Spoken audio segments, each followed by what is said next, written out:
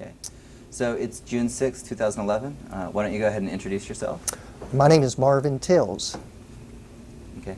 Now, what year were you born and where? I was born in 1942 in Fort Worth, Texas. And your parents? Tell us Parents are Joe Tills and Goldie Tills. Are you wanting to know where they were born? Or? Yeah, please. They were born in Fort Worth, in the case of my father, in Dallas, in the case of my mother. Now, do you know where their families came from originally and how they came to be here? Yes. My father's family is from a town, particularly, we're talking about my grandmother, or the maternal side, from a town called Preluk, which is about 50 miles east of Kiev in the Ukraine. And my grandfather, who was from Odessa in Russia, and on my mother's side, both of her parents were from Poland. Did you ever hear stories about your family's journey over here, or do you know details about their lives in Europe? Or? Yes, I do. My grandmother loved to talk about her early days. She was 9 years old when she immigrated, and she told me that she lived in a town where there was fairly frequent pogroms, and she remembered having a very good non-Jewish girlfriend that she wished she could visit, but she couldn't because of being Jewish. And so there was a ghetto, even though it was a relatively small town.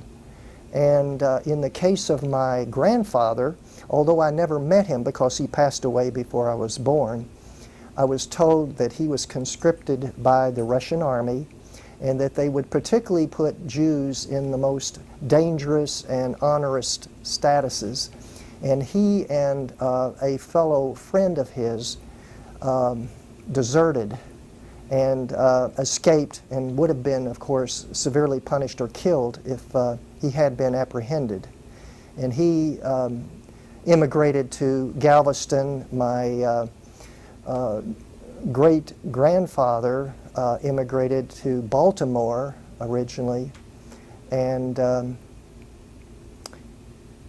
then in the case of my great-grandfather, who was the proverbial wandering Jew, he moved about 10 times or so after he had been in this country, and actually he had been here a while before the rest of the family was brought over to get the money to cover their steerage. And he ended up, after about 10 cities in about less than 10 years, my great-grandmother, put her foot down and said, you know, we're not going anywhere else. And it happened to be Fort Worth. And he went on to Los Angeles, and he got tired of waiting for her and came back. And that was on your father's side?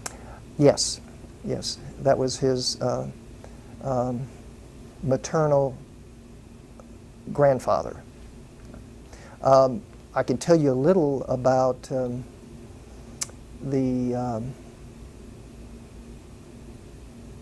well, that's about all I know about in Europe itself.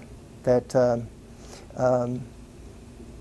I can, of course, discuss the family that came here from. All right. Well, there were 3 sons and 1 daughter who survived, and my grandmother was the second eldest. The eldest, named Philip, was a person who was very well educated in the Torah. And I might mention as a by afterthought that my family from that particular branch was extremely observant. In fact, I am given the impression from the genealogical research that was done by my my second cousin that I am a 7th generation direct descendant of the founder of the Lubavitch sect of Hasidism, who was named Shner Zalman. My grandmother was extremely proud of that heritage, and she was fairly observant, but my uncle Philip was extremely observant. He was a scholar. In fact, when he came to Fort Worth, he would take over the services and provide the sermon and then the cheder afterwards, which would be a discussion in depth about a particular portion of the Torah. He was the type that even though he became very successful as a real estate entrepreneur, he always said that you can take time to become familiar with and study your heritage, and strongly encouraged it. He was from the old school where he would kiss the men, as it was the custom when he would visit. He had a little bit of a humor to him in that he was deaf, very hard of hearing, but he said most of the time it's better that he didn't hear what people were saying. I had the second son in age was one named Samuel, who was more involved with the family because he stayed in the Fort Worth area quite a bit longer. And he became a partner with my father's father, who was the immigrant from Odessa, in a bakery supply business that started in 1926.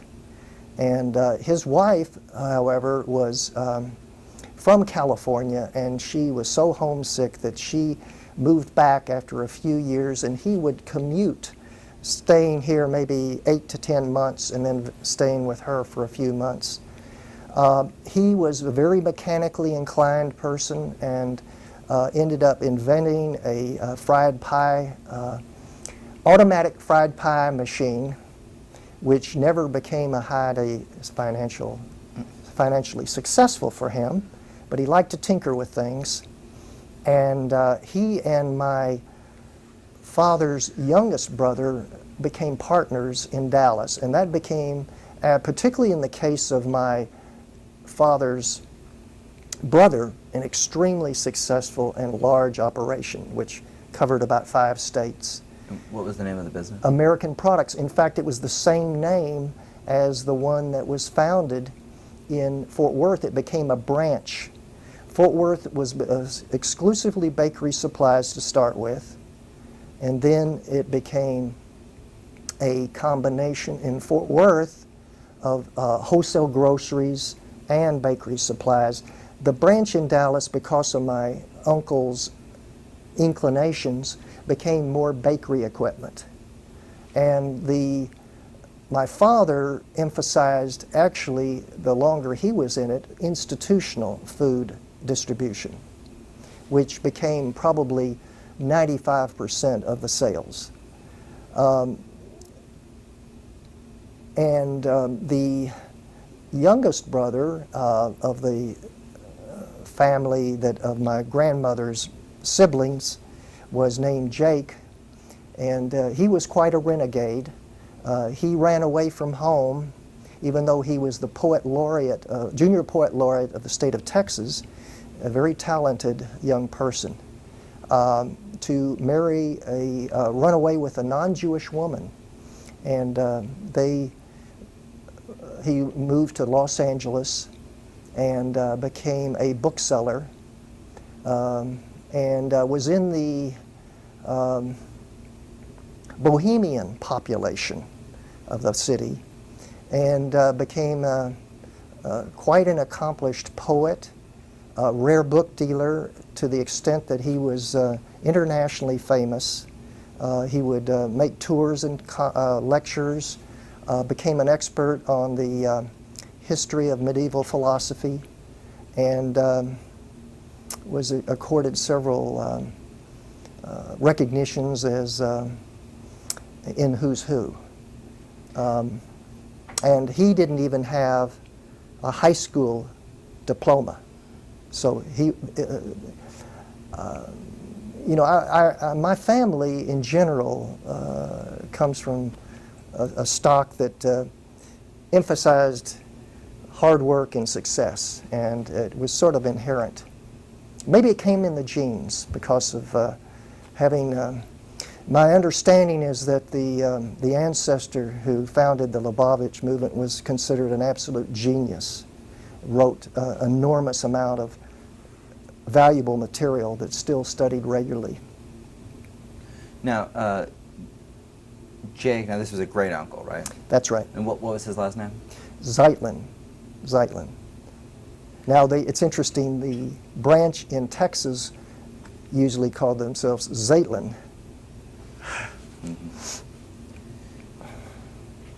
Let's see. How was he talked about? Which one?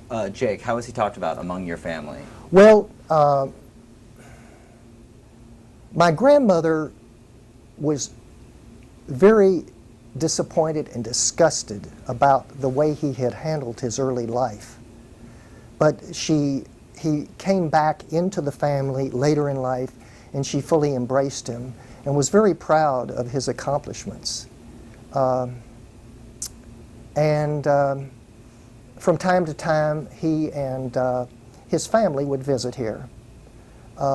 He considered, of course, having become much more accomplished, that Fort Worth was a hick town, and his wife and they didn't like to spend much time here because it was extremely boring for them. But there still was a high regard, I would say. He invited me out to California and my grandmother a number of times, that sort of thing. What about, let's see, can you tell me about a little bit about the personalities of your father's parents? Yes. Well, I don't know a great deal about my grandfather, who had deceased before I was born, but I, first of all, was told that he was a jovial person who loved to joke around a lot. He had played a lot of card games with the Jewish people, and he was an amazing person in terms of his capabilities. I know that he started out in a lot of different businesses, one of which was pipe and steel, in which he had the accident which caused him to lose a leg. Some pipe fell on his leg, and at the time they didn't know, or maybe due to his lack of attentiveness, didn't know how to properly anesthetize or prevent infection from developing where the wound was. He ended up having to go, because he couldn't eliminate the infection, to Baltimore, where the most advanced treatment was at the time, and my father accompanied him and spent a year as a student in the Baltimore school system while he was being treated. And the method at the time, believe me, it's hard to believe now, they used leeches to remove the pus. And that was, but he ended up ultimately having to lose his leg. He told my father, according to my father, that he felt less than a full man after losing his leg.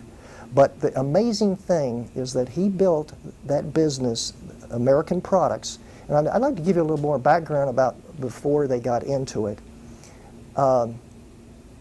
By virtue of the fact that he was a fantastic salesman, he couldn't get out and sell. He had a thick Yiddish accent, and yet he could sell these people who tended to be relatively uncomfortable with foreigners in this relatively unpolished environment at the time. Yet he could ingratiate himself with them over the phone, and he was a successful salesman just by talking to them over the phone. And that was amazing in those days to build a business from that primarily. However, my uncle was also in the business, and he'd go out and visit with him. I'd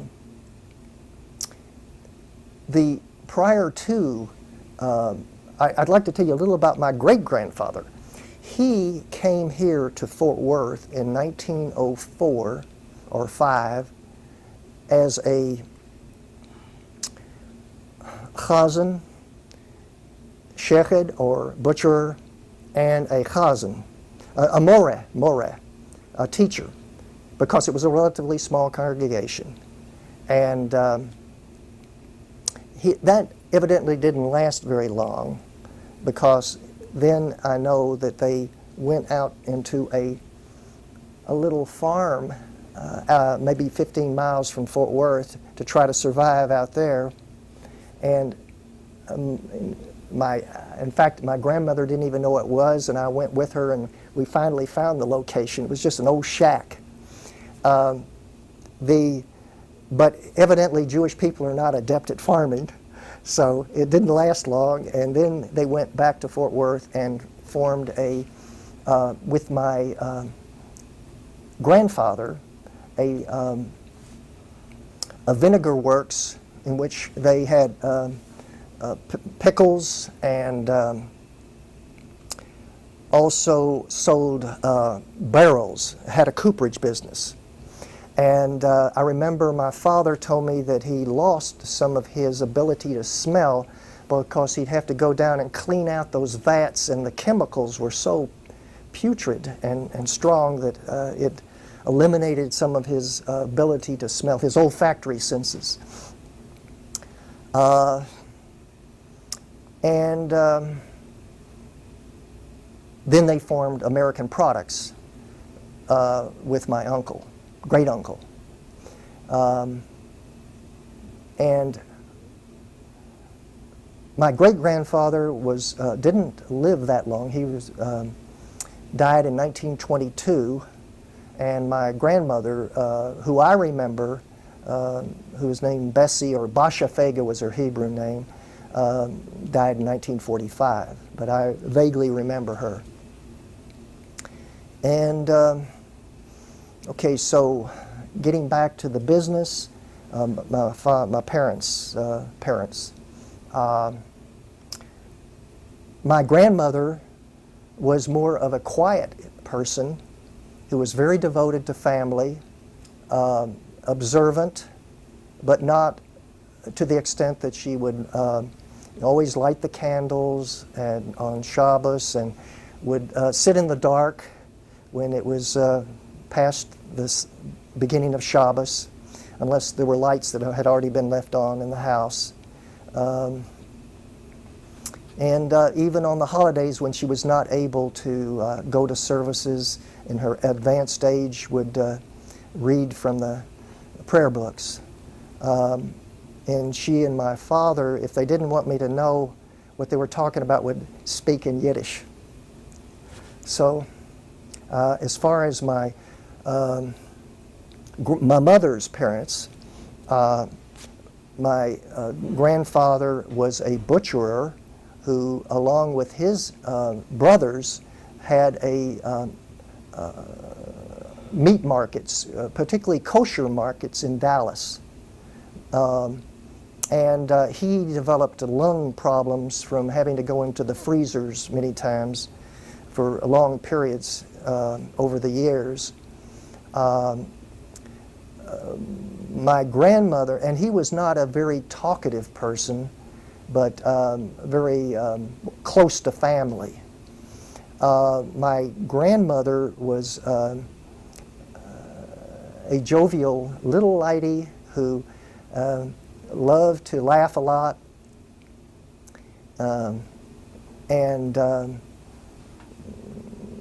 was adored by her children. Her name was Minnie, and my grandfather on my mother's side was named Paul. Engleberg was the last name. Okay. Engelberg. Now they were so your mother was born in Dallas. That's right. In fact, she even said that they were in the most Jewish section of the South Dallas, where there was synagogues all over the place, and that if she or any of the members of the family didn't go to cheder or the Hebrew school, they would come and get them. They couldn't really stay anonymous.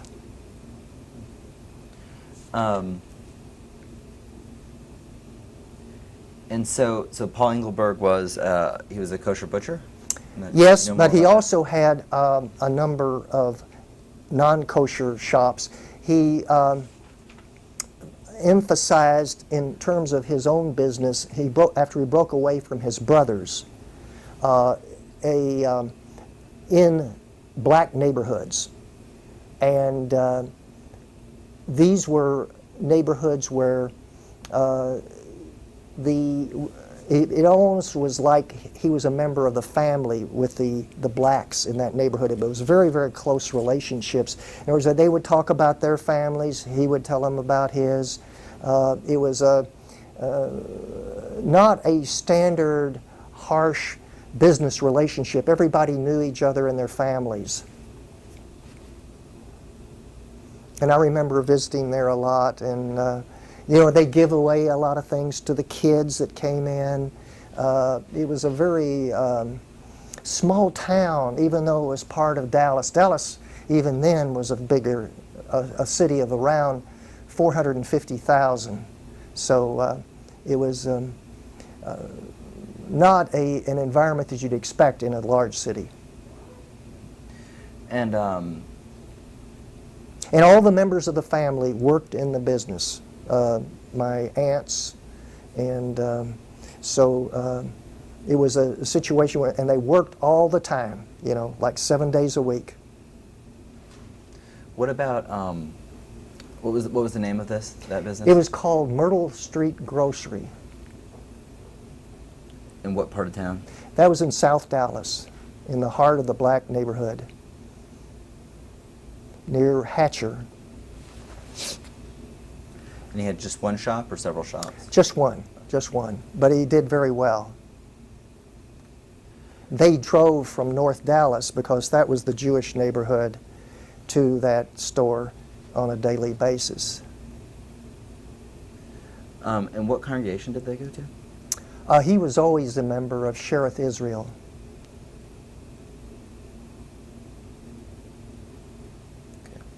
So how did your, I think that gets us caught up to the point of your parents. Do you know what years they were born? Yes. Well, I can give you exact dates.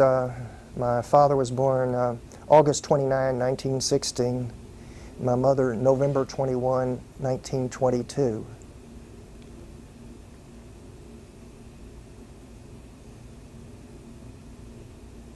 And so, so do you know how they met? My understanding is that it was common for my father, because there was not as large a selection of Jewish people to date in Fort Worth as in Dallas. He would go into some of the Jewish events that were held, and he met her at a dance or a party or something of that nature. And I know that he dated several of my mother's relatives, and they didn't want her to meet him, because my understanding is that, this is funny, they thought he was rich. And they wanted them for themselves. And so my mother, being younger, and actually she was prettier than the others, they didn't want him to meet her, because they thought he would really find her very appealing. And yet they did meet somehow, and it really, 2 or 3 of her relatives shunned her for that. And so, do you know what year they married? Yes, they married on January the 10th, 1942. And they married in Waco, because they didn't want to have, by virtue of the fact that my grandfather was not that well-to-do, they didn't want them to have an expensive wedding. So they, in turn, sort of eloped to marry in Waco. And in fact, it's an interesting coincidence. The rabbi who married them, named Rabbi Blumenthal, was my teacher of my mafter, or my portion of the Torah that I had to read for my bar mitzvah. He came to Fort Worth later as a part-time rabbi at Ahavath Sholom.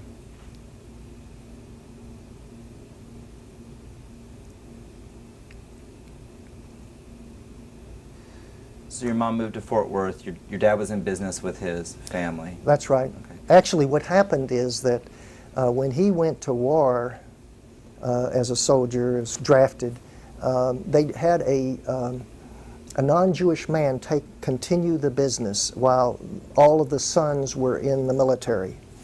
And then when they came back, my father and his the second brother, whose name was Lewis, formed a partnership here in Fort Worth. And then the younger brother and my great uncle formed the partnership in Dallas. They both continued the same names of the companies, American Products, but the business in Dallas was very different. However, Fort Worth would continue to sell bakery supplies, but not the heavy equipment, which they would bring experts from Dallas over for. My father knew enough to sell it, but the rest of the salesmen didn't.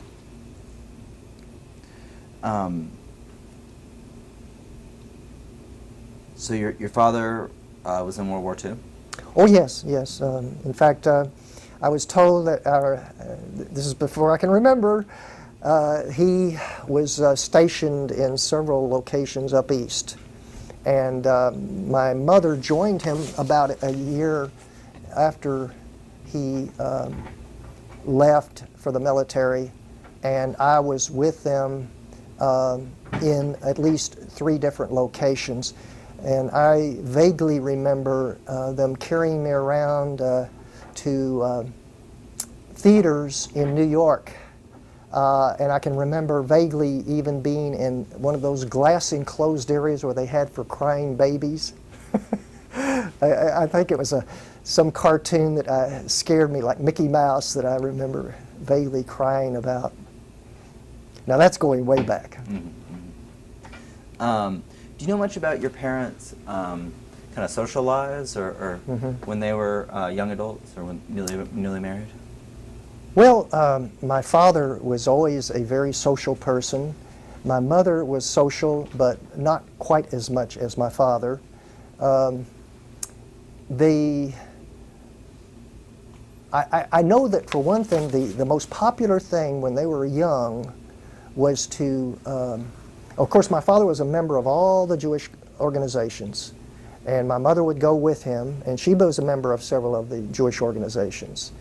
But the method of socializing that I best remember, and maybe it was because I was with them, is that they liked to go on Sundays and visit.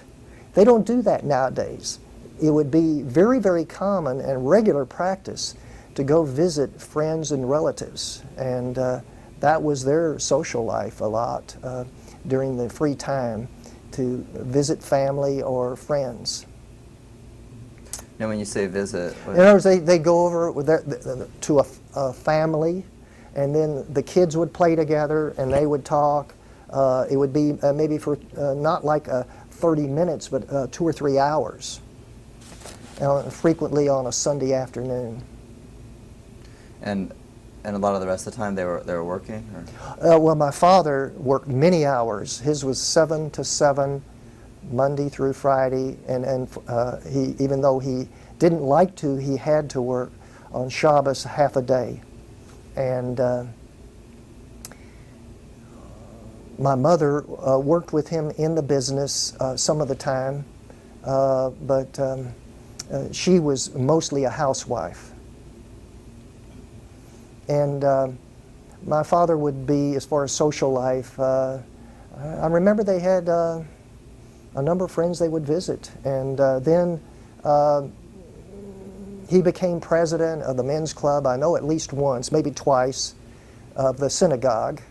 And he was active in the B'nai B'rith.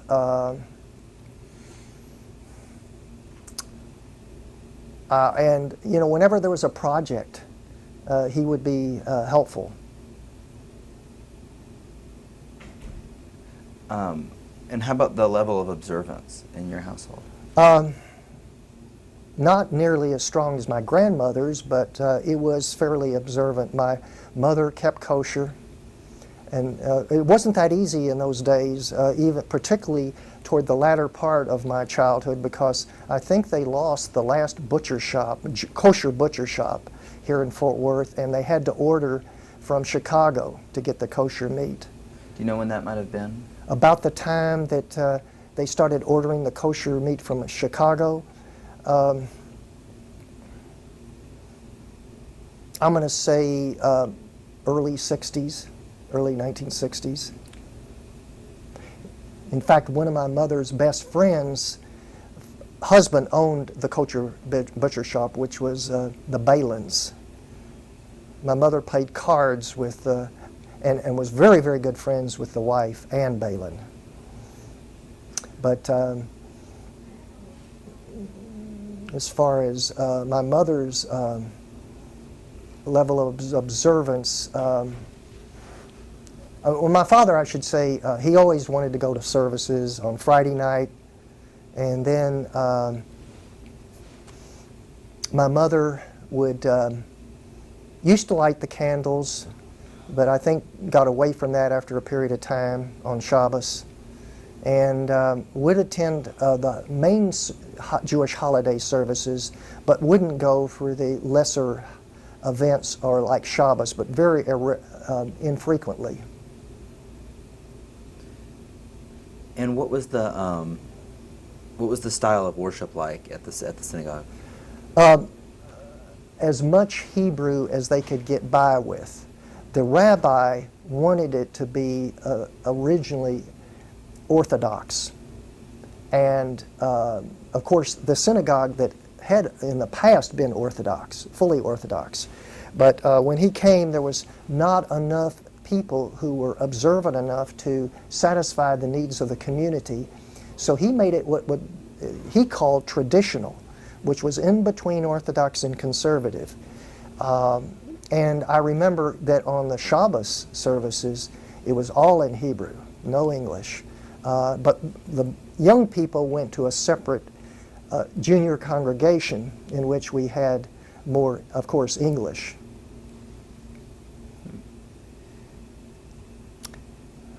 And my father, I can even tell you, he remembers having attended the synagogue on Jarvis Street, which was even before the Taylor Street and the one that I went to, which was the one on Taylor Street. They had a curtain to separate the men and women there. That's where my great-grandfather had been the cousin and the Morah and the Shechet. The one on Taylor Street was mixed with men and women sitting together, and that's where Rabbi Garsek started. And then when it went to the, it's interesting coincidence, the name of the street that they moved the synagogue to was Myrtle Street, the same street that in Dallas my grandfather had his grocery store. And I would say that the rabbi would include, on the Friday night services, it would be a lot of English included because it was mainly for the total family attendance.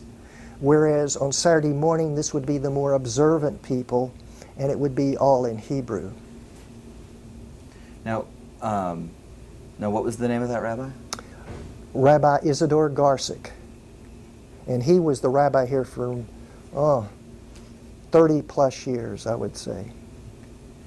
What do you remember about him? He was a very dignified person, very extremely eloquent, so eloquent that most of the time people could not follow him in his sermons.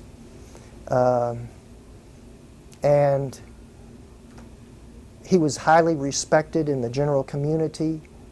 The one thing that I feel was not as appealing was that he catered more and was more interested in the adults than the children. And as a result, although he was extremely friendly, we didn't get to know him very well. He was more an aloof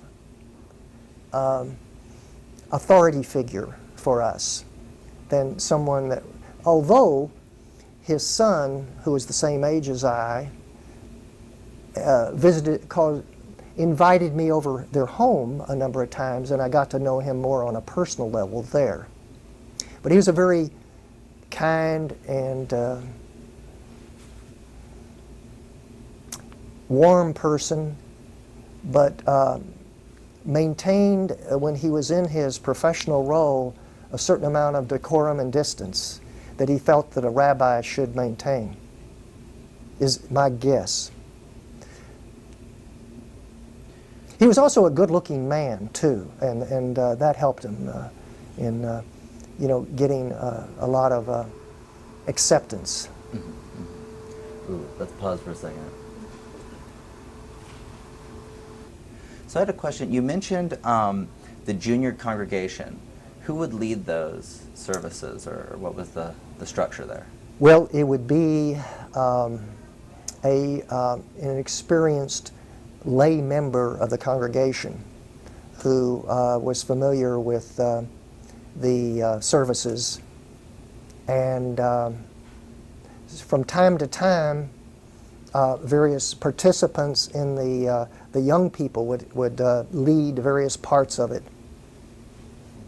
And what were the was there a youth group, or what was the? Well, they had the United Synagogue Youth, but that was weak compared to the AZA. AZA was the prominent youth group for the boys, and of course BBG for the girls. But they did have a synagogue youth group as well. Now the AZA was that just attached to the synagogue, or was that? No, that was for the entire Jewish community, and that's where I became acquainted with some of the contemporaries from the temple, because my family didn't attend the temple at all. Well, talk a little about, tell us about that. The relationship? Well, I can only speak mostly from my family's perspective, but the impression I have is that first there was a general respect between the two congregations. However, the most observant of the synagogue members would not feel that the temple was even a Jewish institution.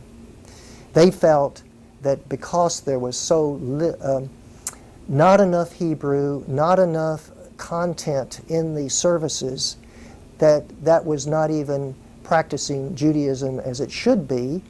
And there were even those that particularly objected to the choir at the temple because it seemed to be more conducted like a Christian choir, and they felt like they were in a church.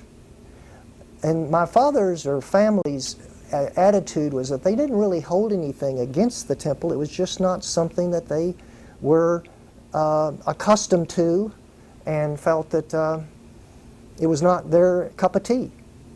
But I don't think, now my understanding is that there was much more friction and animosity between the two congregations back in the 1930s, but not when I was growing up.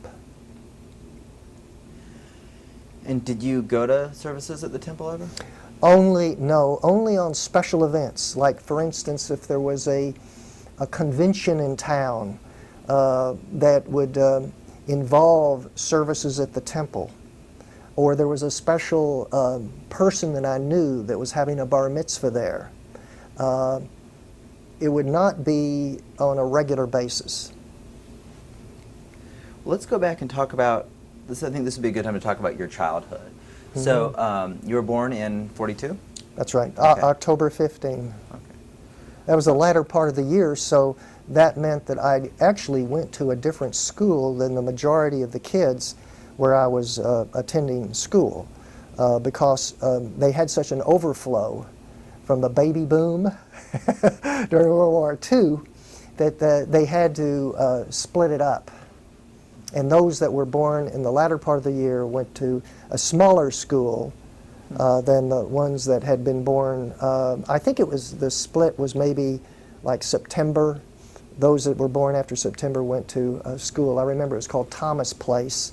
And the other ones went to South Heimat. And after 2 years, we then went back to, it was only a 2-year school, and then we went to the main elementary. And what neighborhood did you grow up in? That was the west side of Fort Worth, and that's where the Jewish people were when I was growing up. It became Southwest Fort Worth, but it was the heart of the west side, Arlington Heights.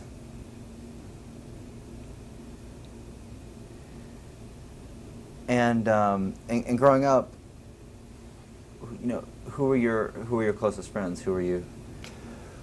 Well, it depends on what age you're referring to. My family, particularly my father, was almost obsessed with wanting to stay with the Jewish people. And he concentrated on drumming that into me constantly.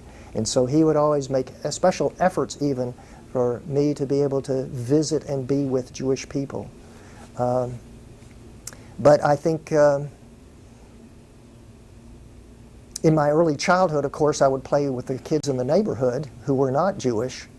And then as I went into junior high, and particularly after we moved to Southwest Fort Worth, it was Jewish people, because that's where the bulk of the Jewish people had moved to. But I do remember, and you had asked me on the phone about the Hebrew Institute. You want to know a little about it? Please. Okay, now that was the period when we were on the west side, and that was the period when the synagogue and the Hebrew Institute were on Taylor Street, and it was the custom that after school, regular public school, there would be a station wagon that would come and pick up the Jewish kids and take us down to the Hebrew Institute. And it was about a 4-story building that was adjacent to the synagogue on Taylor Street. It was a large red brick building about 4 stories high. In the classrooms were in the front, and there was a gymnasium in the back, which was also used as a social hall for the synagogue whenever they had a large gathering. The thing I remember the most about the Hebrew Institute, which is not related to Judaism, is that as a rambunctious kid, I liked to do adventurous things, and on the outside of the building there was a fire escape. And that fire escape was loose, dislodged partially from the brick that it was supposed to be ingrained in. So my biggest pleasures and enjoyment and remembrances of the Hebrew Institute was going out and jumping on that fire escape, seeing how much I could get it to jump up and down. And then I'd go up and down to the point where it was about 4 to 5 feet from the ground, and then jump down. And I'd even escape during services or during the high holidays when you'd have breaks, and that'd be the place I'd go. And other kids used to do that. And I'm sure that, they would sometimes, I believe, chastise us for jumping on it, but they never fixed that fire escape.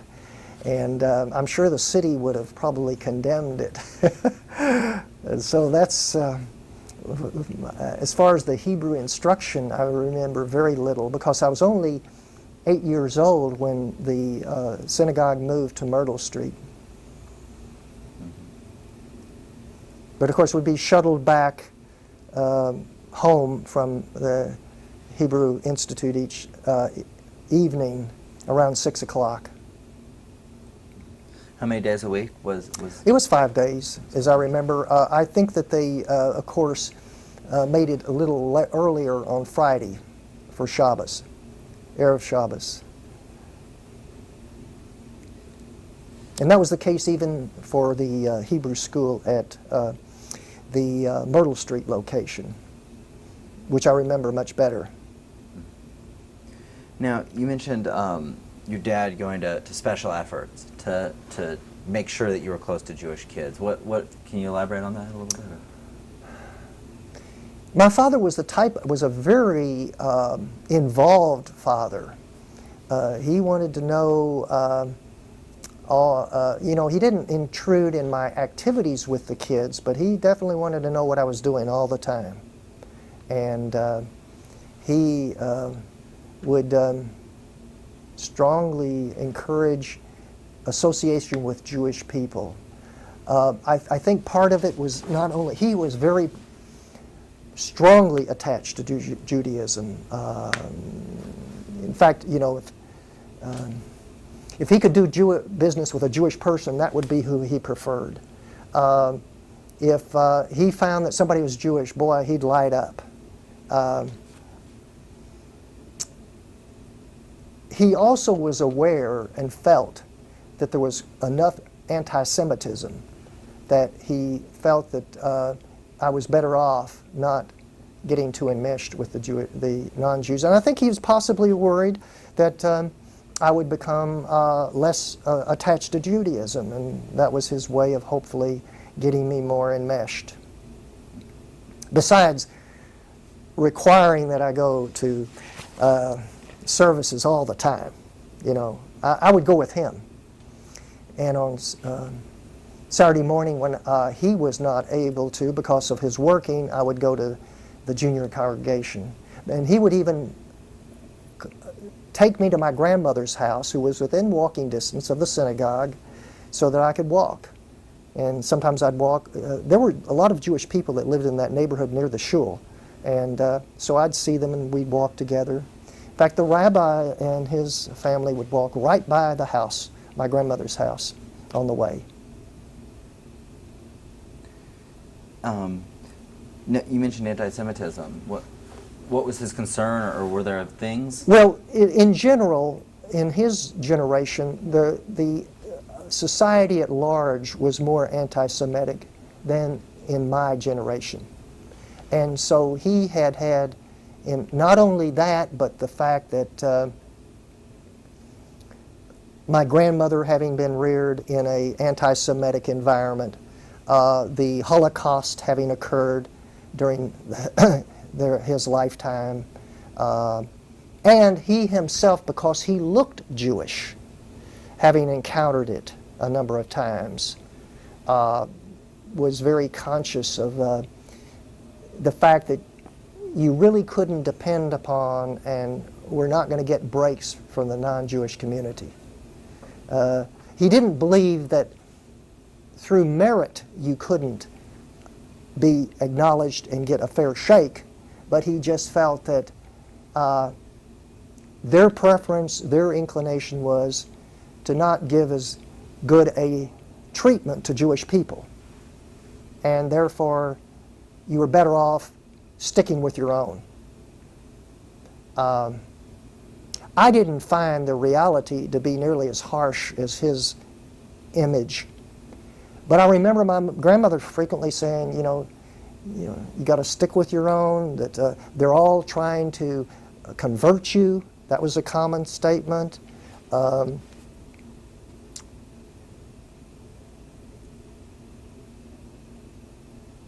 There's a lot of Jew haters, that sort of stuff. But it was not, I would call, a prominent character. It was just an undercurrent that it was acknowledged that you're going to do better off if you stick with your own.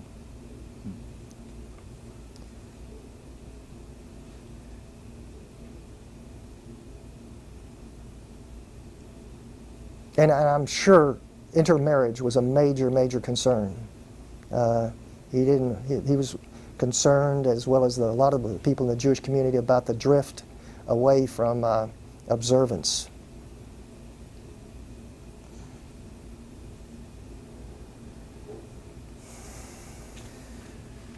Let's see. I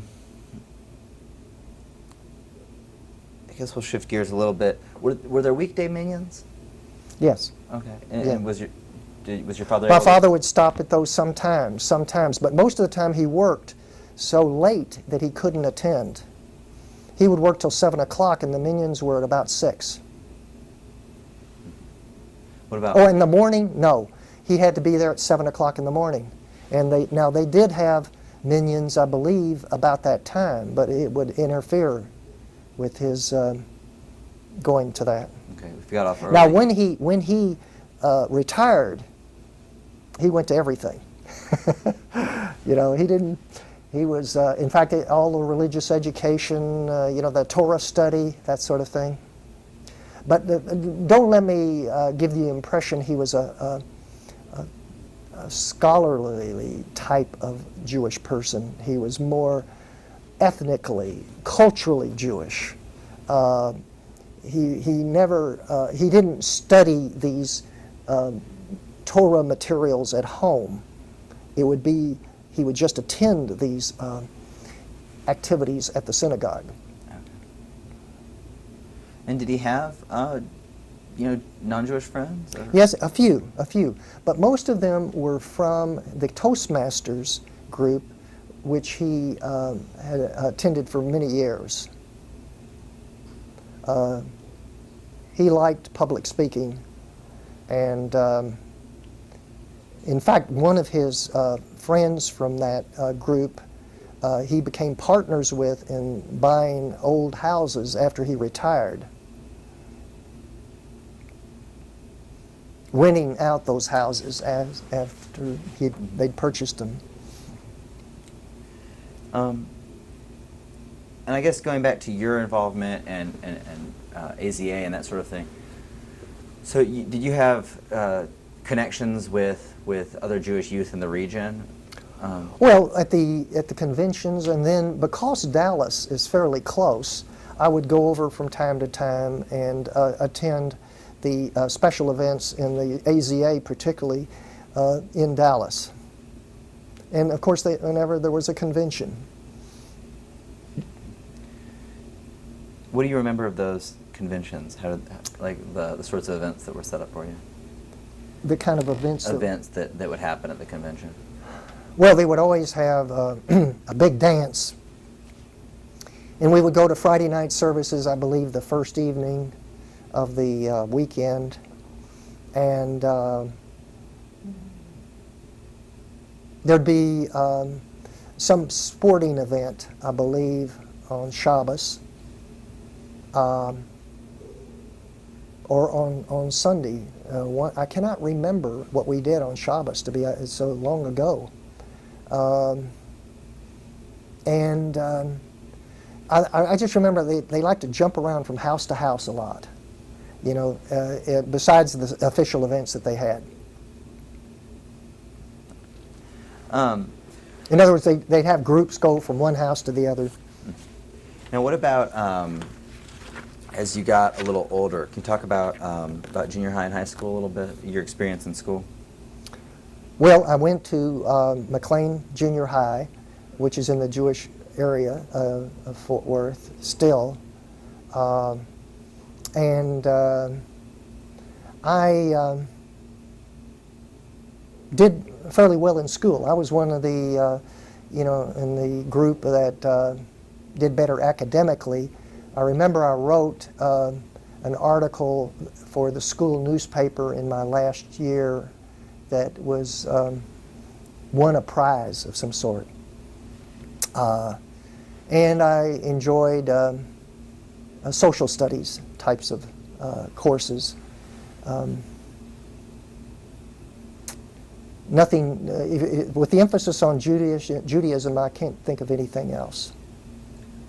Well, you were bar mitzvah, right? Oh yeah, during that time, of course, but that had nothing to do with the school. I do have one particular memory of my bar mitzvah period, besides my having told you that I really enjoyed learning from Rabbi Blumenthal because he was a very kind, mild-mannered person, very patient. But at my bar mitzvah itself, I have a very vivid memory that because it was such a hyped-up thing back then, and there was a lot of Jewish kids my age. That was the I think it was, they have found this to be a sociological fact, I understand, that during the war, when I was born, the Jewish birth rate went up, and there was a lot of kids my age.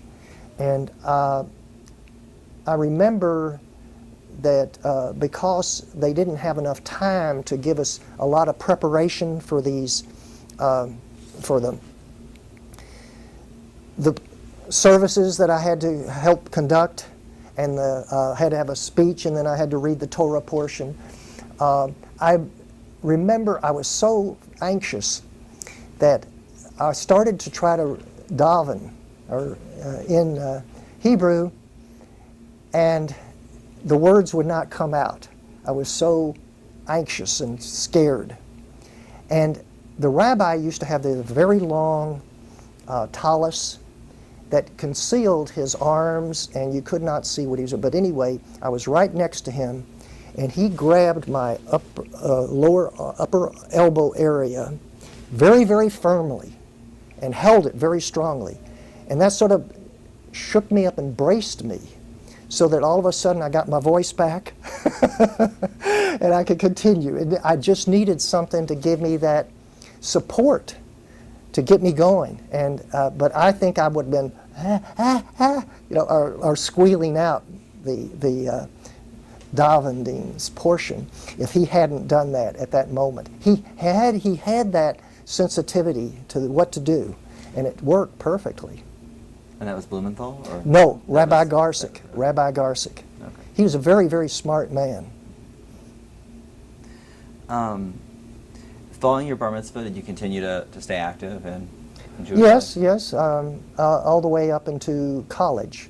I did continue in Hebrew school, and I've got to tell you a little about the Hebrew school. The Hebrew school had a number of different teachers, but one in particular I remember, whose name was Wacholder. This man, unfortunately, had been traumatized during the Holocaust. And he, in turn, had become a nervous wreck. As a result of his having been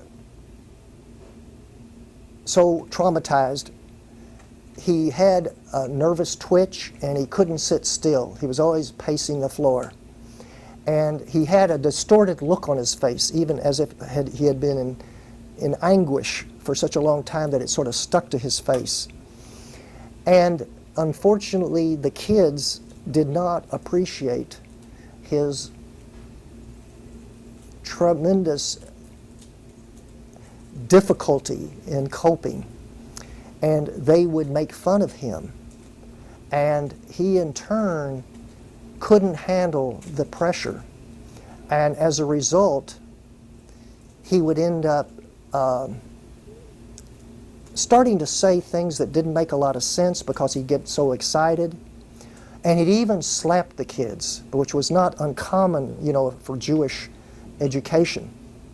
And of course that didn't go over very well with the anglicized members of the congregation. So, but in turn, he really meant well. He was a very kind person. And I felt sorry for him because I myself even got wrapped up in it, and I would sort of tease him and mock him in a way. And he could not get the level of decorum that he needed. But he was, of course, a very knowledgeable person, and he ended up having to leave because there were too many complaints from the parents that, the kids, they seemed to enjoy taunting him more than learning. Okay, is this tape about to end? You were just talking about this teacher, Mr. Wacholder, and what you were saying that you visited him outside of the classroom? A few times after class. I don't remember exactly. Maybe it was because I can't remember the occasions, but I'd visit his home, and he was a very kindly and gentle person, and his wife was very, very nice, and I really felt sorry for the man because he meant well but was not appreciated, and he had a lot to offer too. Do you know where he was from or anything? He was Poland.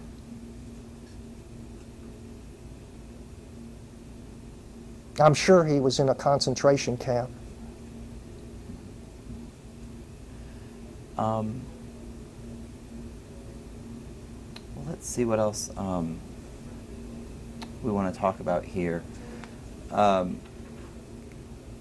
Now, what year did you graduate high school? 1960. June 1960.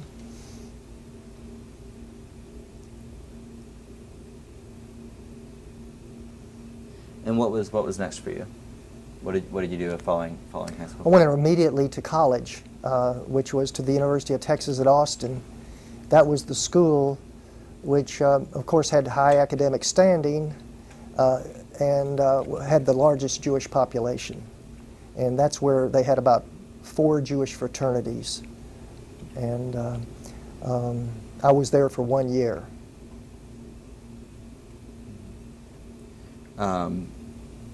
What do you remember most about Austin? Well, first of all, it was a flunk-out school. They had these large freshman classes that were all in major auditoriums, and the object was to get rid of as many kids as possible. I remember they had over 20,000 population, which was very large for a university back then. But I did well, surprisingly, because I had it's so strongly imbued in me from being in a Jewish environment that education was so important. And I had done well in school earlier. In fact, I remember that I got advanced placement, so that I took 2 tests that by virtue of having scored high enough, I got college credit, I think for 6 hours, the 2 courses. And so, but I did well enough, even though I was in a fraternity, which took a lot of the time. You know, they hazed you a lot in those, when you were a pledge in a fraternity. But, and yet there was a lot of benefits. I got to use the older boys' cars, and couldn't have, wasn't driving even before I had a license, but I didn't have the money for a car down there, and the older members would let me use their car when I wanted to go on a date.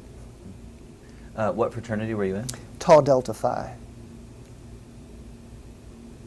Each fraternity had its own characteristic membership. In other words, these were more the eggheads. The other ones were the playboys. You know, they all had their own unique attributes. Now, is that a Jewish fraternity? Yeah. Tau Delta Phi is not one, I don't know if it even exists now, but it was not one of the larger Jewish fraternities, but it was strictly Jewish. Now, is that the one that you knew that you were going to be interested in, or was that? Part of it, yes, because they also tended to have orientations toward, this is a San Antonio fraternity, this is a Houston fraternity. There were some from Fort Worth in it. However, I think the major attraction was the fact that it was the more scholarly group that were there. Plus, I think they did have some campus leaders there. I remember that they had a fellow named Mo Olin, who was possibly the president of the student body of the University of Texas at the time. Now, what were the other Jewish fraternities? There was Sammy's, Sigma Alpha Mu, AE Pi, and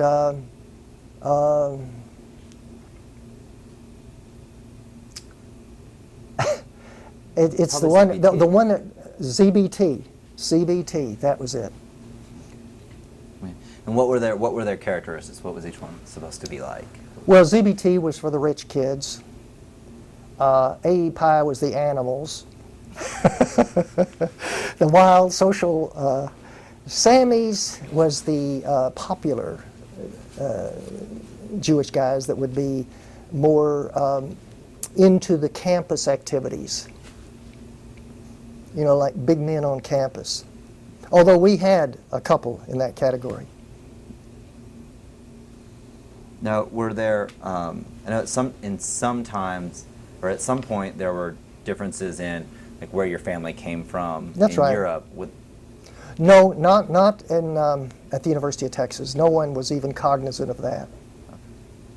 I think that was probably a little earlier, but at That's some right. fraternities there was, ZBTs would be kind of German-speaking Jews, where AEPI Right. tended to be more Yiddish-speaking families. That's right, that's right. No, Fort Worth was, Texas had been too assimilated by then. Yeah, and you're a little younger than the guys who told me that. So, but you only went to Texas for a year? That's right.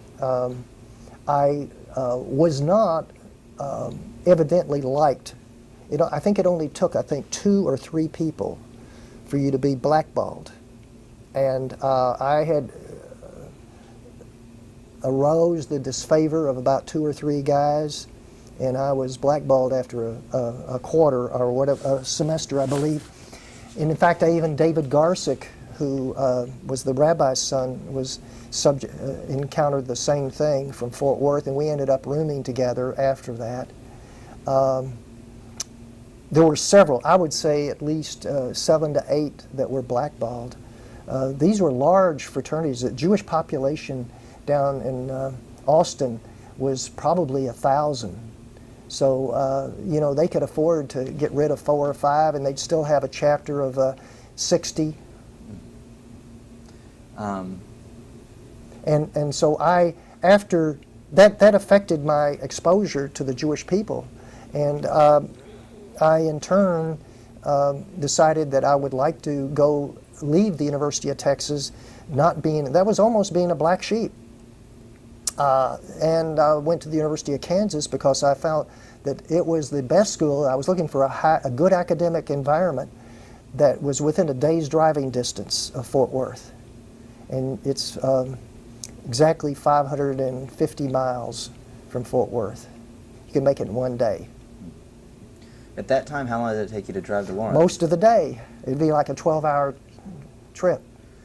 Not anymore. No? Okay. Yeah, not with the freeways. I used to take they did have the interstates, but it was a longer distance. I went up through the heart of Oklahoma. I did take the Oklahoma Turnpike, but that was a very short portion of it. Well, let's talk about Kansas a little bit, because I'm interested, because I went there. Mm-hmm. So did you have a different experience at University of Kansas? Yes. It was a very small Jewish population there at the time. And it was a difference between being a small fish in the pond and being the big fish in the goldfish bowl.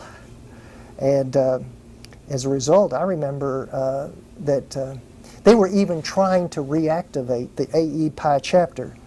And as a result, I got in at a time when there was a fairly large influx of Jewish kids, and we decided, because there was a man who had been an alum who lived in Lawrence, Kansas, who was very strongly trying to build that chapter back.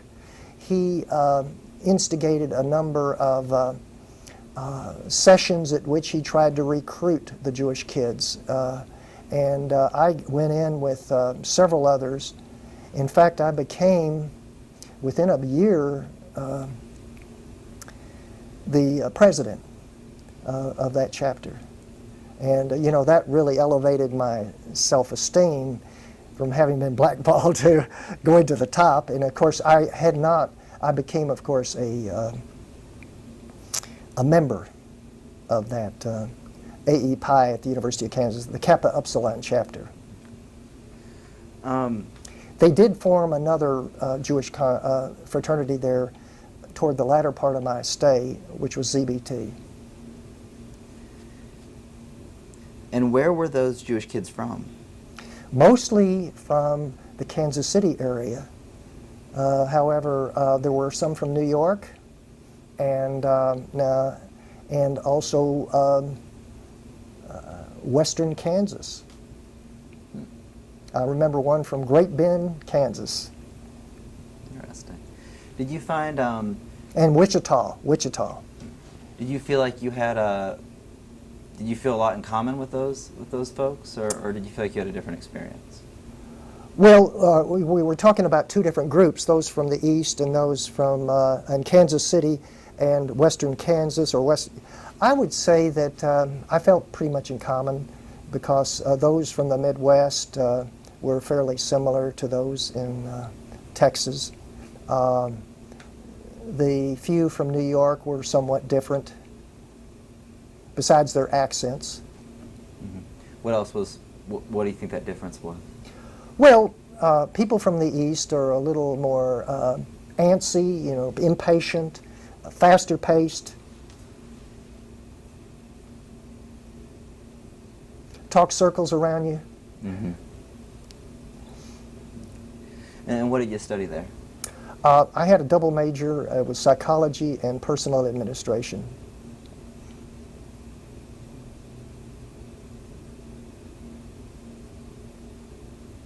The personal administration, instead of being in the business school, was an interdisciplinary program in which it was actually primarily focused in the School of Public Administration. The person who ran the program was in that, taught politics as it related to local government. And the courses, I didn't have a single business course. They were all social science, like psychology, sociology, and social work. That's our subject matter.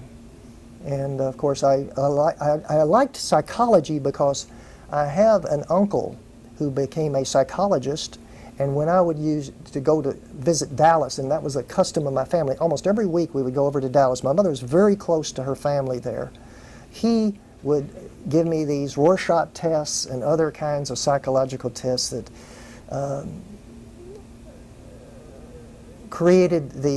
whetted my appetite so that I wanted to become an industrial psychologist. And so personnel and psychology fit that. And then I went on to graduate school to pursue that. And where'd you go to graduate school? University of Wisconsin at Madison. Of course, I had a semester, because I graduated early from the University of Kansas, that I worked in Kansas City in the credit field, just for about 3 or 4 months. I was a credit analyst for Colgate-Palmolive, and I later went to work for Colgate-Palmolive in a different capacity. Well, let's go back and talk about kind of your college experience. You mentioned dating while at UT. What was dating like in the early '60s on a college campus? Well, there was of course a lot of Jewish people there, and so we would. They had lots of mixers all the time, and you would go almost every weekend. They'd have some activity, a lot of blind dates, and it just seemed like people thrived more on the social life than the academics. It was more of a social school than. Although the standards were quite high, until you became about a junior, your chances of flunking out were fairly high, and there was a lot of flunk outs. A lot of the kids came there just to have a party, and then they went home. But it was just the experience. It was a very, very social school. Had some good dates, and I even dated some non-Jewish girls because that was my first time to really be able to sneak away and do things that I was not supposed to. And I remember I had dates with some very beautiful non-Jewish girls. The University of Texas also got the best looking women from the state of Texas. And so that was another attraction. Mm-hmm. What about at Kansas? Kansas was a much more academic environment. It was even harder than the University of Texas. I remember they had a mandatory course called Western Civilization. I don't know if they still do. Yes, and boy, you had to read, and it was extremely demanding. I was in the honors section of that course, and it was, I didn't have much spare time. I was there to learn, though. I didn't go because it was. I knew ahead of time there wasn't a lot of Jewish people there, and I, of course, made preference. We would go into Kansas City to find enough Jewish girls, and a lot of the people being from Kansas City knew them, and of course would set up dates for us. And I actually developed a girlfriend in Kansas City that I should have married, that I was out of touch with reality. She would have been a wonderful wife for me. But I didn't have the sense at the time to know it. What was her name? Lynn Flappin.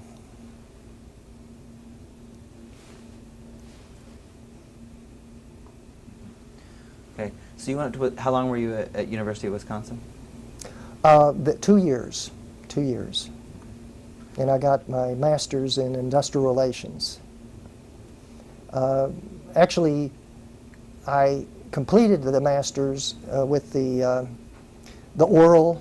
You know, you have to do a dissertation, then an oral exam in the summer of 1966. But I had the degree granted in January of 1967. Because it was after, they didn't grant degrees during at the end of summer.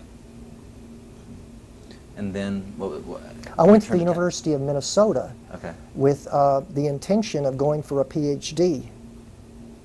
But after 18 years of education and the fact that I really didn't get along well with my advisor, I only stayed about 1.5 quarters. And that was also in the field of industrial relations. I left because I was tired of the heavy academic stress, and then the fact that it was not a friendly environment for me. I didn't like my major professor. This quarter system is much more compressed than the semester system, and then you had to 3 quarters. You had to learn much faster. It was just more academic pressure than I wanted. So I left about 6 months into my studies at the University of Minnesota, and went back to Fort Worth and worked with my father for a little while. So you returned in? That would have been early 1967, like about February or March. Had the Jewish community changed while you were away? Not that I can remember, nothing to speak of. This is not a large Jewish community, and so you're not going to see radical, fast change.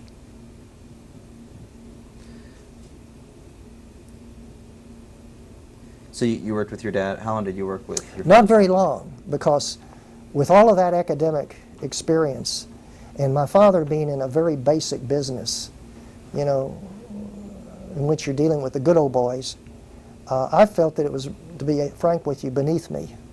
It was just too hokey.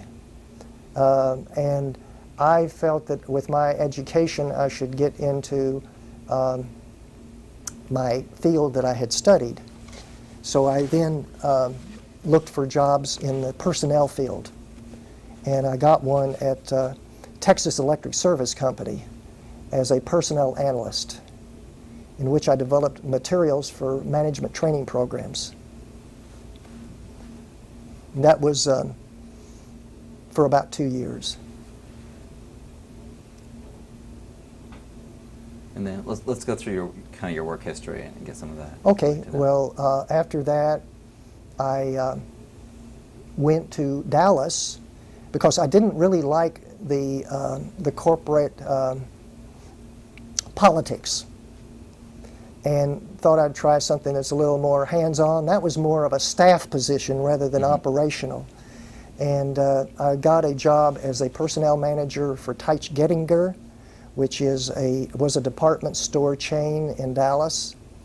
I was the manager of the North Park store, and in that job I interviewed, hired, helped with training and disciplinary matters, and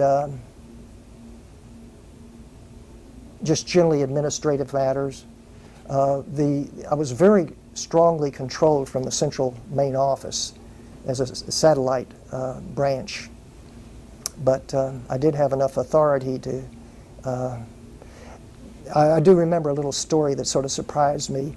I had dated a girl in Dallas for quite some time, and her father was working at that store in the furniture department.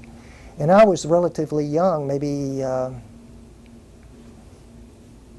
22, 23, something like that. And here is the father of this girl that I had dated who came up to me and says, "Put in a good word for me." Almost like he was in a subservient position. That made me feel very strange because, you know, I didn't feel that I had the authority to really do much for his welfare, but that here was a man that was my father's age that was almost coming to me, begging me to help him in his advancement, which was really a strange feeling. And you know, he was not a very strong individual anyway, or he wouldn't have done that.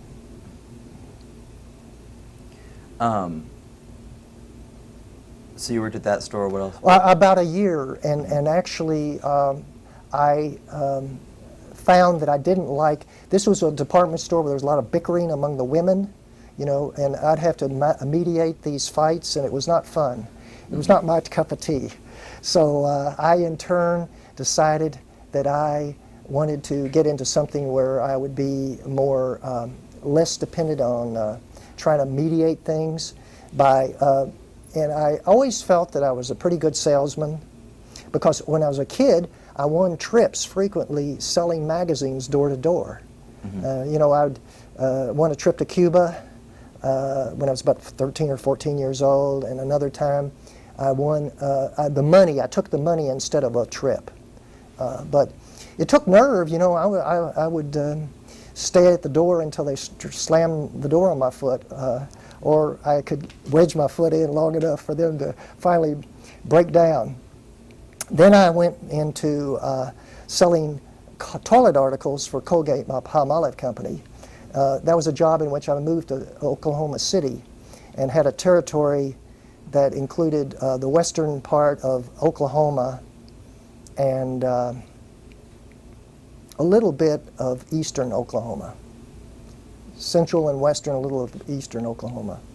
That was a very taxing job because I was on the road all the time, and I had a lot of paperwork.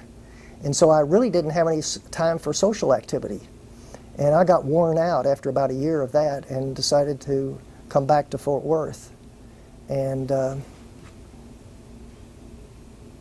again, worked a little in my father's business until I decided I didn't want to continue in it. By that time, he'd had his fill with me. You're not going to stay in this business if you don't stick with me this time. But I decided, because I was from an entrepreneurial background, that I could do well in business for myself, and I started a film entertainment service business in which I obtained continuous loop projectors that I would then put into pizza parlors and nightclubs as a means of entertainment. That was be a promotion to entice more people to stay there, particularly to drink more in these nightclubs and bars. And the pizza parlors, of course, would attract kids. I even had a projector in a daycare center and showed cartoons. In bars, what would these be playing? Sporting events, sports mostly. And these were the continuous loop type projectors where you did not have to thread them or restart them. They would just run continuously until you decided to cut them off. How long would the loop be? About 25 minutes. And I had constant problems for years with the film breaking, but they developed a new type of film in that period called Isadore, which was very, very tough, and it would run for endlessly, like for 6-8 months with no breakage. But I used to spend, in fact, I had to tire somebody because of all the tremendous number of cartridges that would break down, and I had to have ready for my next circuit as I went from each week to bring them new films. That lasted about 4 years, 5 years. That was a big cultural shock for me in the sense that I was dealing with an element of the population that I'd never had exposure to, and that were bar owners. They were a seedy, rough group. And when I had contracts with them, it was like toilet paper. You know, they didn't mean anything to them that they had signed a contract, and I would find my stuff, like the projectors, thrown out in the alley, or they would try to run away with it themselves. I ended up having to sue people. It was I was dealing with some people that were even in the underworld, and it was scary. And I had I came from an upper middle class background, was not used to that element of the population. So first of all, I got snookered. You know, I'd be taken to the cleaners a few times, and I learned through the School of Hard Knocks how to protect myself. But it was a very profitable business, and it was unique, and as a result, I did well financially.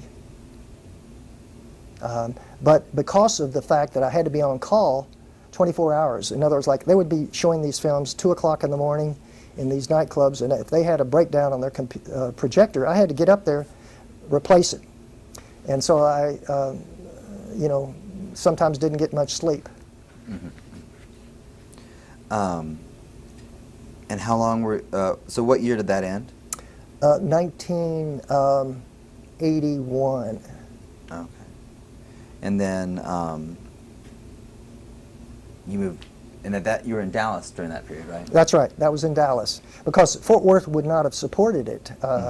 There weren't entertainment was not as strong a factor in the business environment as Dallas. Mm-hmm. And so you returned to Fort Worth, and yes, I actually decided to get into a business because my father had already sold his business by then. That was based upon my knowledge and the connections my father had of selling closeouts of food and candy, as well as novelties to primarily small grocery stores and convenience stores. And that was I noticed on your website you had tchotchkes as a part of the items that you could purchase. Well, I was in that business. I would buy from these importers a lot of novelty items that would be fast sellers in convenience stores, and also candy, canned goods, a lot of things that would be pure junk just for the novelty and fun of it. And they would sell.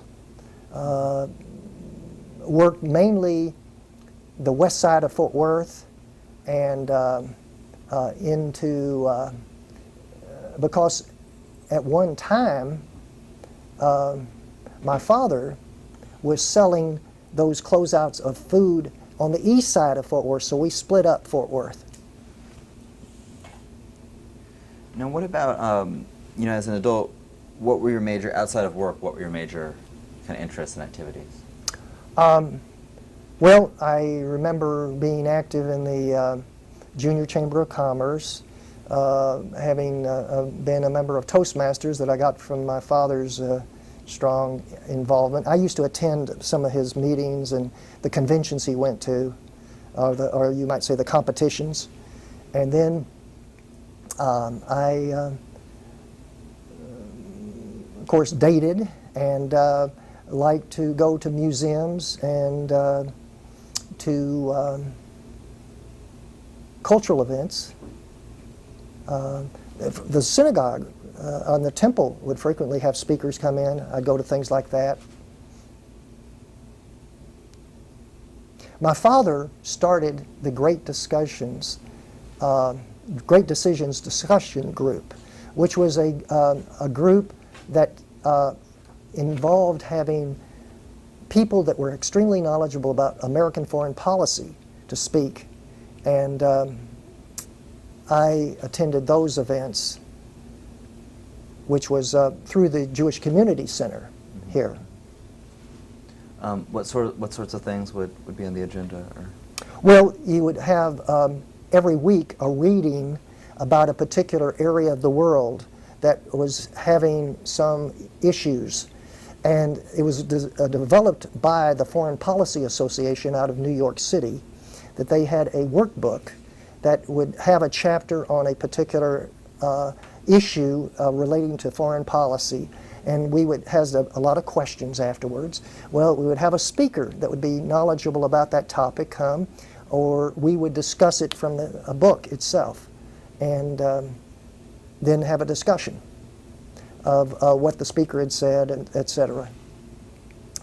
And my father was very big on bringing programs into the synagogue as well that didn't have to be relate to Judaism, just general educational material. Not to say that he was the leader or the spearheader at the synagogue, but he would help on projects of that nature. Now, who would, over the years, who were some of those leaders of the synagogue? Well, as far as the families, well, the families that come to mind are the Brockmans, the Rosenthals, the Luskys, the Gatchmans, and I understand you're going to have an interview with Arnold Gatchman, the Ramies, and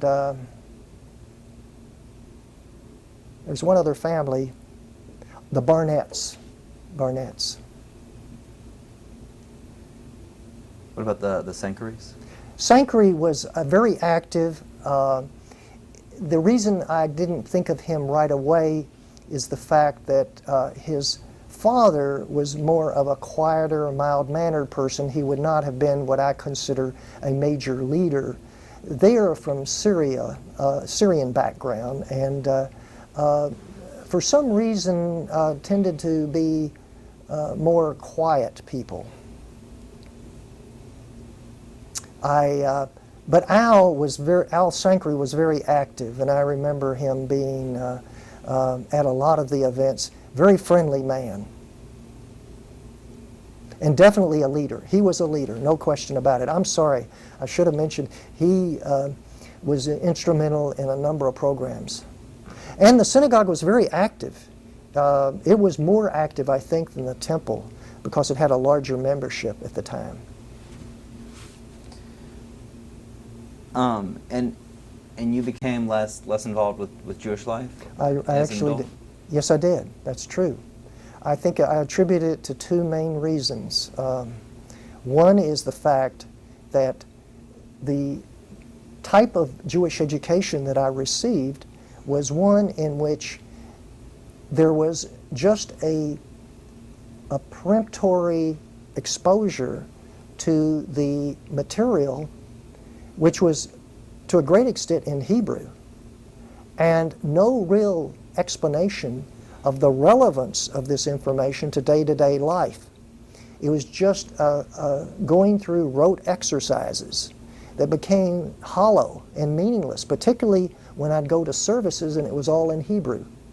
I read, of course, the transliteration, the English side, but that was very stilted, very obscure English that didn't relate to how do these values and principles that are underlying this material relate to day-to-day living. Well, after a while it became a hollow exercise, and I felt that there really wasn't that much that it had to offer. And no one in my upbringing and my Jewish education ever pointed out, now this is why we do this, and this is how it's going to affect and can affect your day-to-day life. So obviously it dropped off as far as a factor of importance.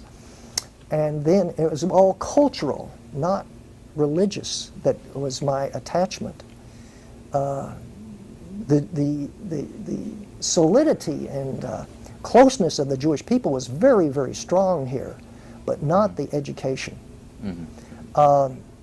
The other factor I would say is the fact that I found through life experience that Jewish people tended to be more demanding, intolerant, and pushy than the non-Jewish sector of the population. And I, by my inherent nature, am more of a laid-back type of an individual, and I felt more comfortable being around those that were not as, didn't have as high expectations and demands. So I naturally gravitated to the people that were more like myself, and that was not the majority of the Jewish people. I did have Jewish friends, but it was more the exception. I think of it more like the old movie, like What Made Sammy Run? You know, they had a chip on their shoulder. They have to prove themselves. I'm a macher. I'm a big shot. That's not me. Now, I know that's not complimentary, but that's the way I felt about it.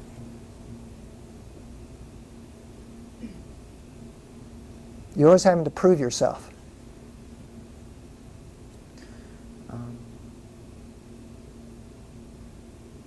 Let's see.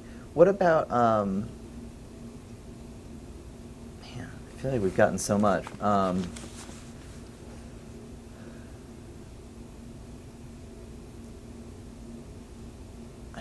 just trying to think about stuff that we might not have missed. Oh, let's talk about your sister. You have one sister, right? Mm-hmm. Right.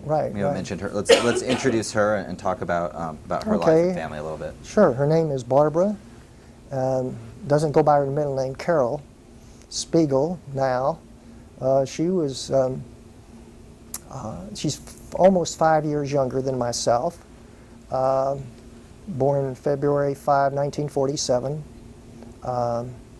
And when we were growing up, even though there was a large difference, and I should have been more of a protective brother, there was more of a competitive environment, which I used to tease her a lot. And I remember that I used to get in trouble a lot with my parents for picking on her. And she became a very popular Jewish girl here. She was the sweetheart of the AZA, and she had lots of friends, very sweet personality. My father really spoiled her, and in the sense that she was his little princess, and my mother, she was actually closer to my mother than my father, and became almost very similar in personality.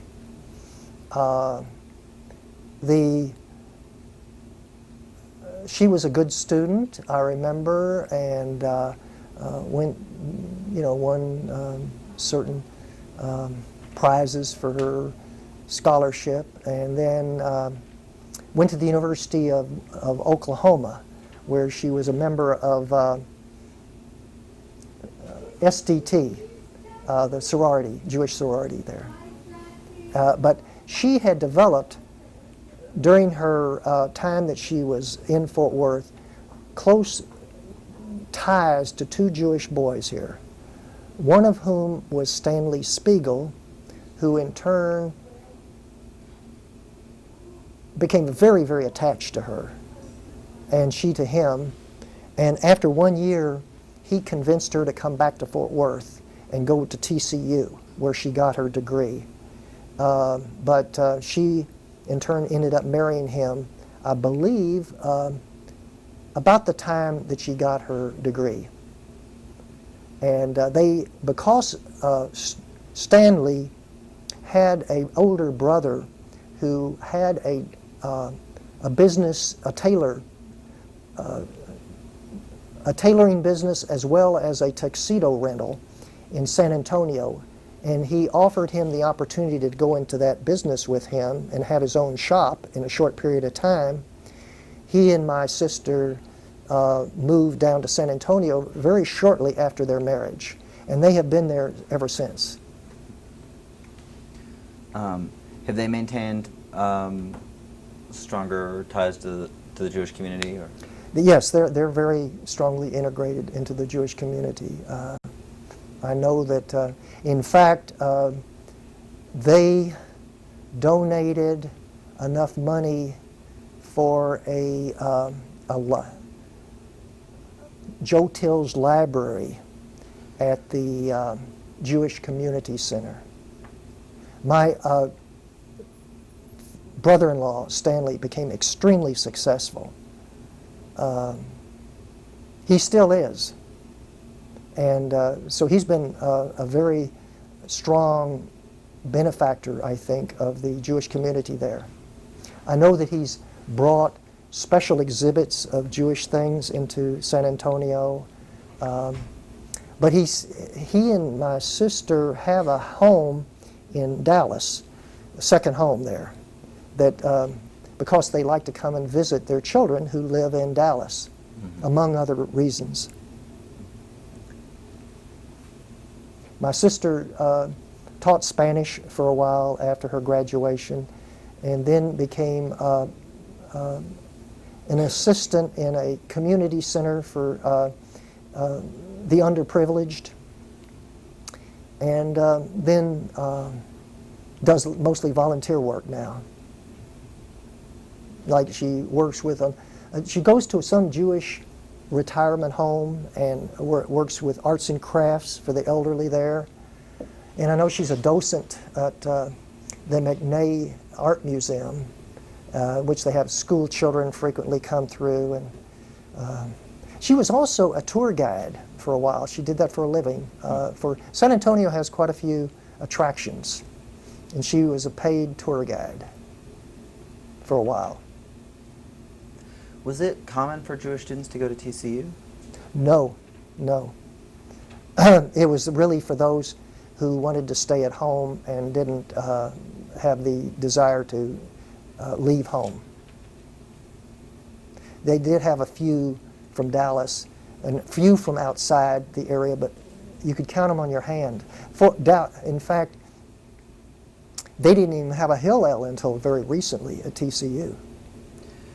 What's its, is it affiliated with a particular denomination of Christianity? Oh, yes. It's the Disciples of Christ.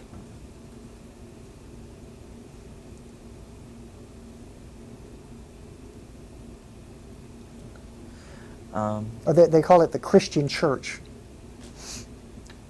Well, what are there topics that we haven't discussed? Well, let me look here. Yeah. Let's pause for a second and see if there's things we haven't discussed. Covered quite. Let's talk a little more about your mother, Goldie Tills. Okay. Well, first of all, she was the valedictorian of her high school.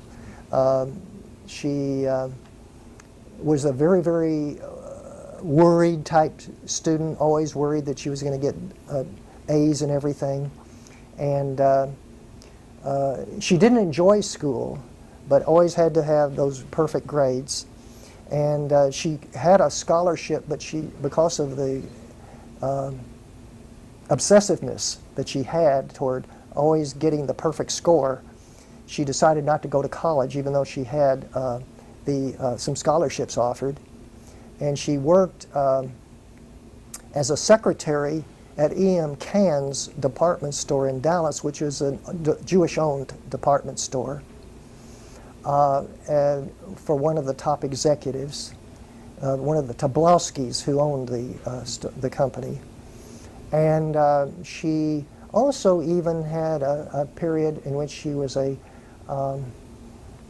ticket taker at a theater in the downtown of Dallas, and was a very well-liked person. She had a bubbly personality, and I don't think it was a very long time after my father met her that they married. She was only 19 when I was born, so she hadn't had a lot of experience outside of high school. And then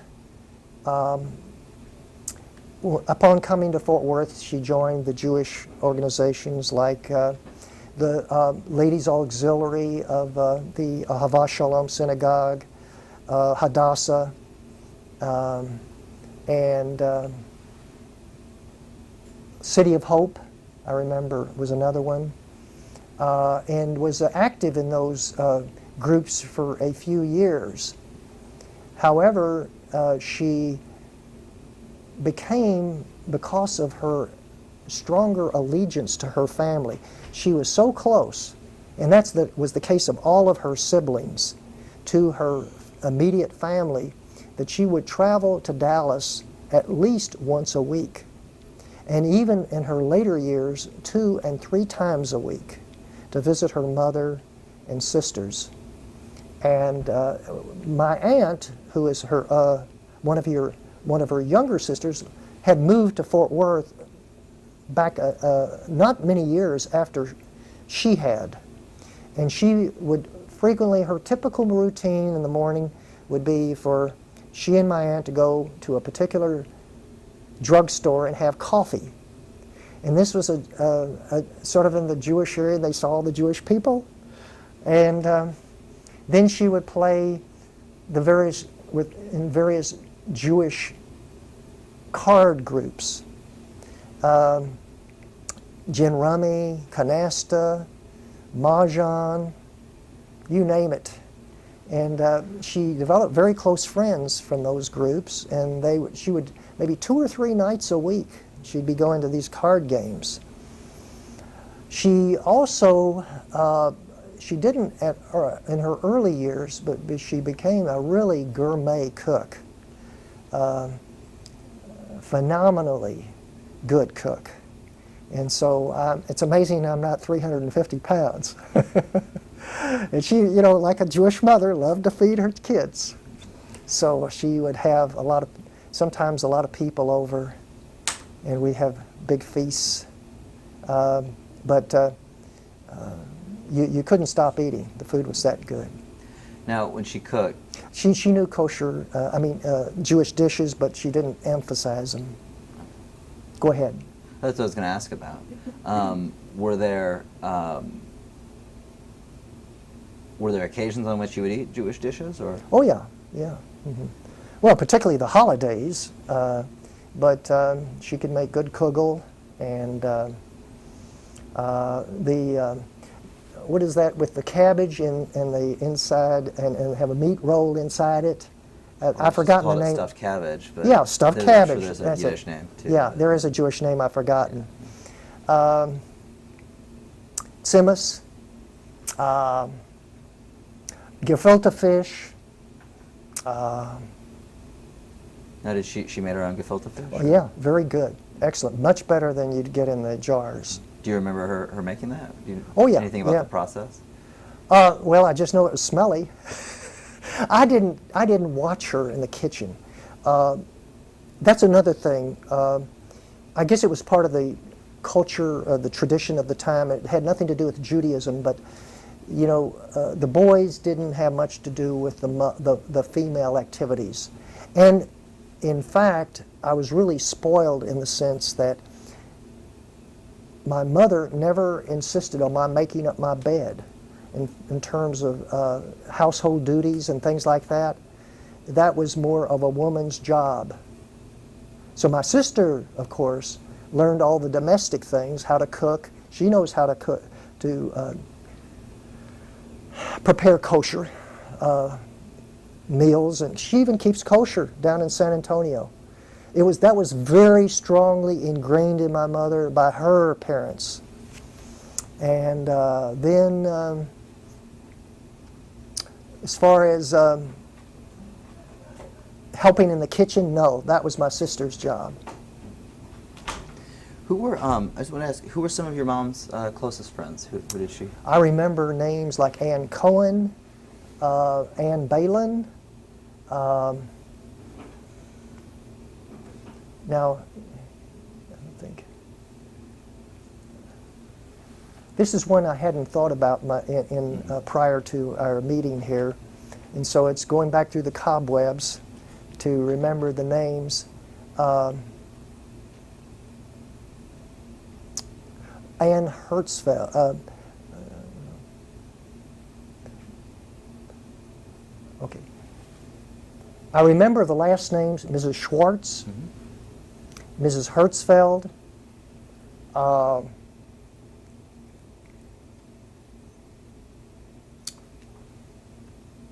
the Taylors. There were two Mrs. Schwartzes. One was a tailor's wife, and the other was a shoe salesman, a shoe manager's wife.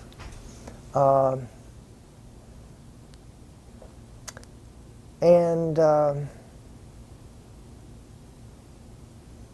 in her later life, after my father passed away, she developed close friends with Reba Nebrat. And she had a friend named,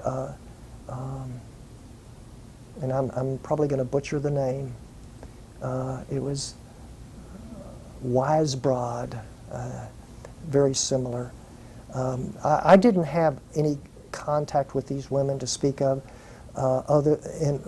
after my father had passed away. The ones earlier I would see because I would be popping in when they'd have their games and they'd be there. They were all very friendly, sort of adulating toward the children. And I particularly remember going to the synagogue that at the Oneg Shabbats, the women particularly were very, very warm. It was almost like they considered you part of the family.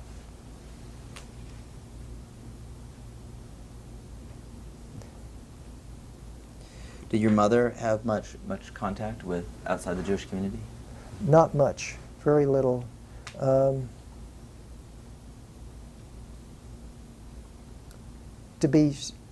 I cannot remember other than the neighbors that she would be friends with that were non-Jewish. But she maintained friendships with some of the neighbors that we had, not only the ones that lived on Devon Court, which is in the southwest part of Fort Worth, but those on Locke Street she maintained some friendships with. Locke Street was on the west side of Fort Worth. Yeah. And what about, I guess a question that we have a lot in the South that might play out a little different here. Did you have domestic help in the house? Yes, definitely. Same domestic maid for all of my childhood. In fact, we just had a reunion back on April the 15th in which my sister paid to have her fly in from Sacramento, California. And this was Bessie, and I've got a good story about her.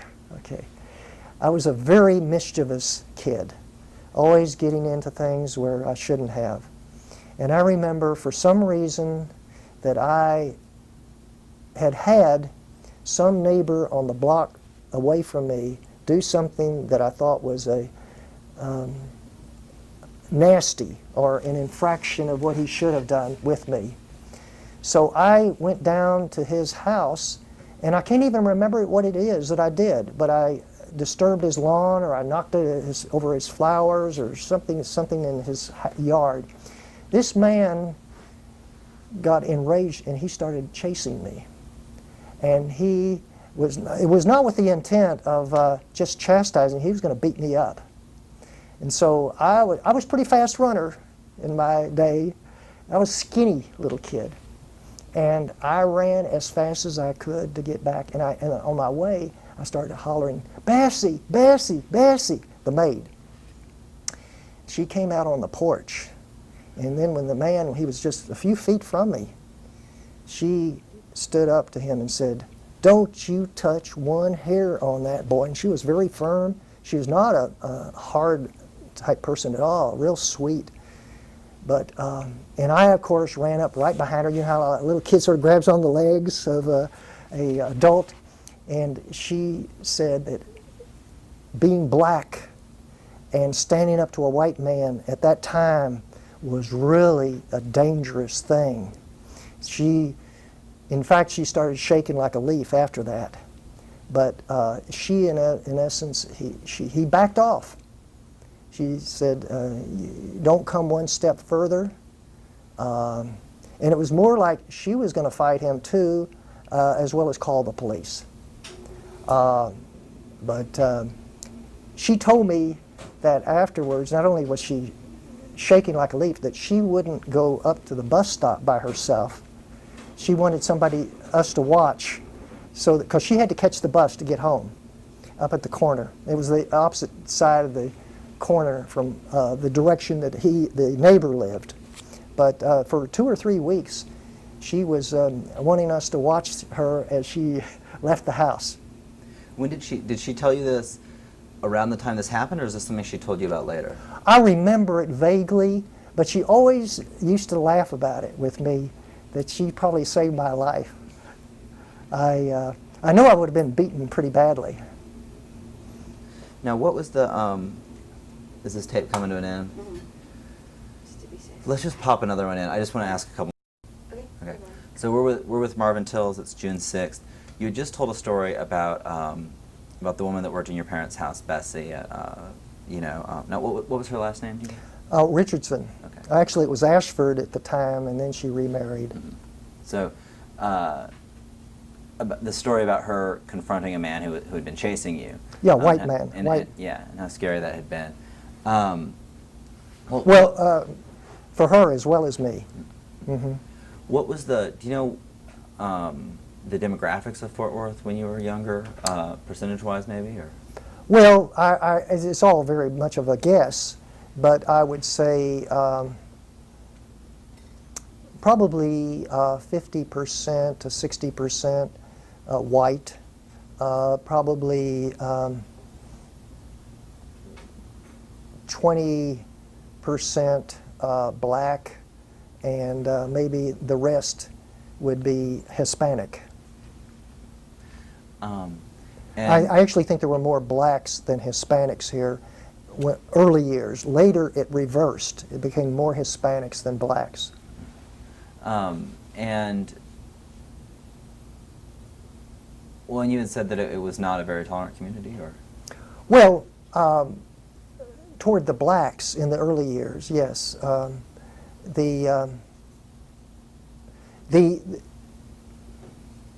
There was a lot of deference that was shown by blacks toward whites.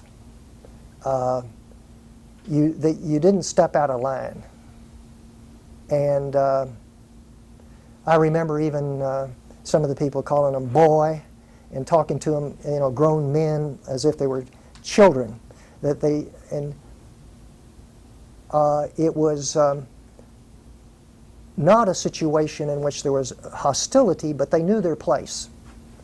And it was even well accepted by the blacks in terms of, not that they wanted it that way, but they knew that this was their way to be treated with some decency, that they had to play the subjugated role, not be too loud, not be too prominent, not be any way interfering with the whites. But you know, Jewish people tended to be more tolerant, I think, toward blacks because a lot of times they had businesses that were dependent upon the blacks for their livelihood.